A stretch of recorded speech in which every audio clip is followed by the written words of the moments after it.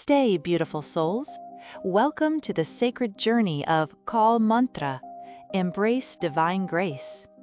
Let the celestial vibrations uplift your spirit and guide you toward inner peace, abundance, and divine blessings. Open your heart, chant with devotion, and awaken the infinite grace within you. Have you ever had that feeling like there's this untapped source of power deep inside you, maybe energy or peace, something that could really change things if you just knew how to access it? Well, our sources for today's deep dive talk about exactly that. They describe this ancient hymn, a stotra they call it, that's supposed to be like a key specifically for unlocking that kind of inner potential in women. Exactly. And that's really our focus today. We're diving deep into the Lalita Sahasranama.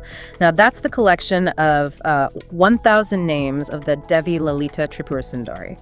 The claim we're unpacking, which is pretty extraordinary, is that this text isn't just, a devotional piece.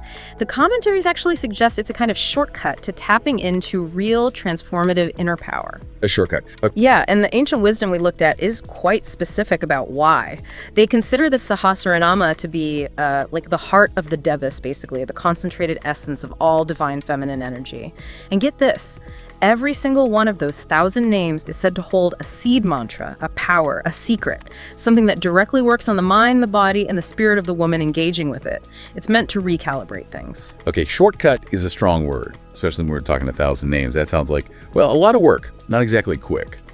So what is the Lalita Sahasranama really? Where did it even come from? And why is this text singled out as such a potent source compared to, other hymns or prayers? That's a really good question. And the origin story kind of explains its uniqueness. It's definitely not presented as just an ordinary hymn. Its description pops up in the ancient Brahmanda Purana, which is one of the major historical texts. And the sources emphasize it wasn't like written by a regular person. No, it was revealed. Lord Hayagriva, that's an incarnation of Vishnu, apparently shared this highest secret of Devi worship directly with the sage Rishi Agastya. So that tells you it's considered a pretty high-level specific transmission, not just general guidance. So a divine revelation. Right. And the focus, Devi Lalita Tripurasundari, she's seen as the absolute embodiment, the very essence of Shakti, the universe's primordial creative force. So the Sahasranama is this incredibly detailed list of her 1,000 names. But each name isn't just a label. It's described as a specific vibrational frequency, outlining a particular quality or power needed to sort of harmonize our own energy. Wow, okay. That definitely sets a high bar for what this practice promises. So if a woman, actually commits to this, what's the supposed result? The sources seem to suggest something quite tangible, right? Not just feeling better spiritually. Exactly. Yeah, the initial promise they outline is really quite striking. It's said that if a woman is dealing with deep imbalance, maybe constant mental chatter, feeling stuck, or just totally depleted, engaging with this practice, with faith, is meant to bring immediate peace. And not just peace, but an increased flow of prosperity, like in her life and home. And then there's this visible effect. An amazing divine radiance, they call it Divya Tej, appearing on her face. So actual physical glow. Yes, like an external sign of a complete internal energetic reset. That's fascinating. It moves beyond just belief into something. Almost like spiritual chemistry, as you said. Right, and the sources give a specific mechanism for why it supposedly works so powerfully for women. It's not just general meditation benefits we're talking about here. Okay, this is where it gets really specific, right? About the difference in how a woman's energy is structured. They mentioned something called the Chandra Tattva. That's the one, the Chandra Tattva, the moon element. According to these texts, a woman's energy system operates primarily on a, let's say, cooler, more reflective current. The moon element's influence is believed to be much stronger in her system. And crucially, the sources pinpoint this moon element as the root of her emotions, her mental stability, and even her innate beauty. Okay, the moon element. Yeah. Yeah. And the problem it solves is so relevant today.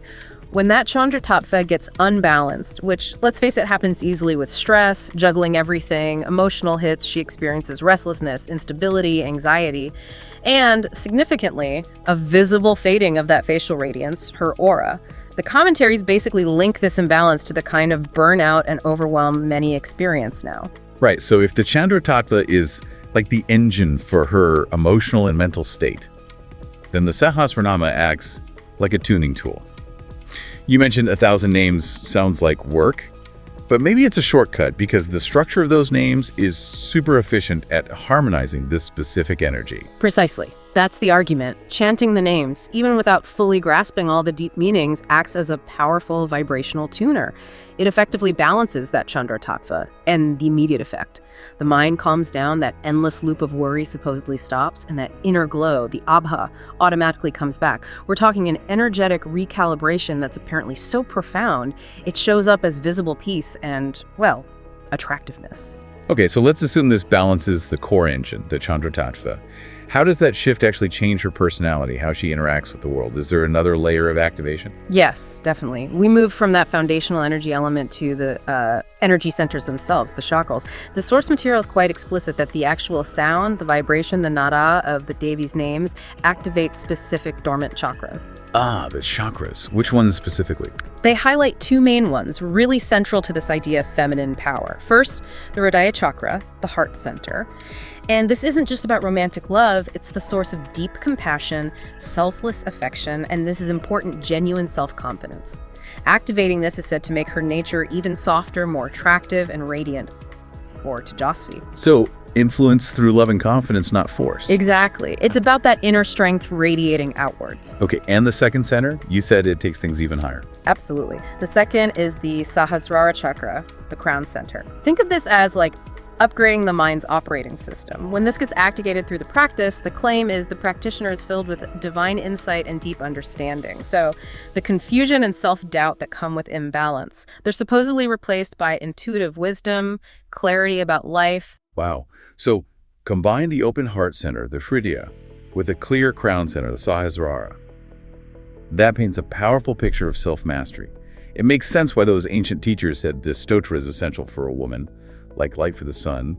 The result is someone whose aura speaks before her words, someone with unbroken self-confidence and that undeniable inner glow. That phrase, unbroken self-confidence, really stands out, doesn't it? It's not about faking it. It's presented as the natural state when your internal systems are harmonious. The sources basically view chronic worry and low self-worth not just as psychological issues, but as energetic failures that can be systematically corrected. Let's bring this back to today for a second, because that idea of stress causing internal failure, that resonates. We know chronic stress messes with cortisol, hormones, everything. So this ancient practice of balancing the Chandra Tattva and cutting out unnecessary worry, it almost sounds like an energetic approach to preventing what we call stress-related burnout. The connection seems pretty clear, yeah. And this link to internal clarity is why the commentaries keep calling the Sahasranama the mirror of Nitya Tripurasundari.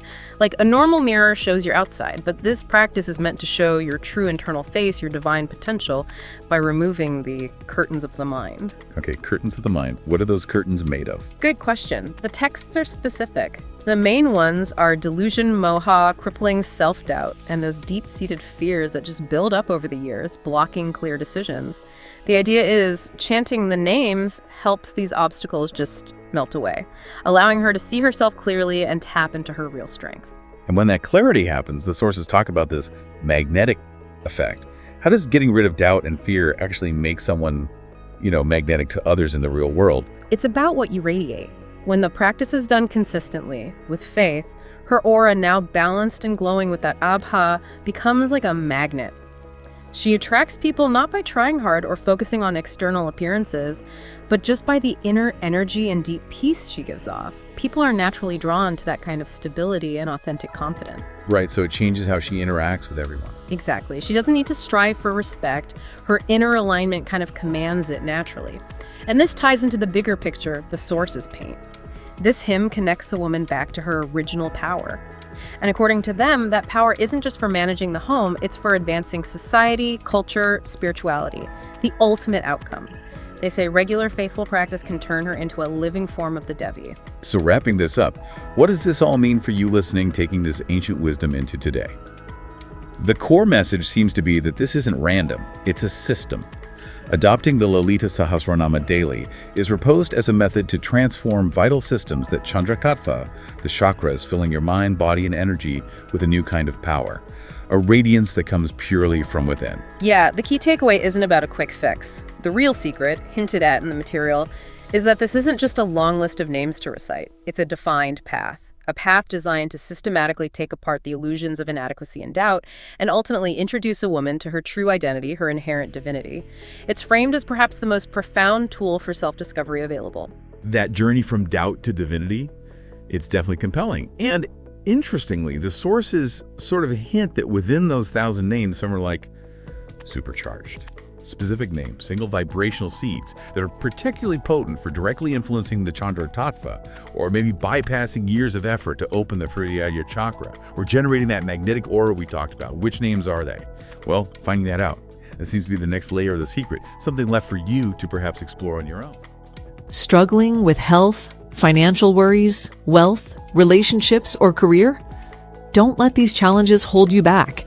Harness the ancient power of authentic Rudraksha, planetary remedies, and Vedic astrology to restore balance and attract success.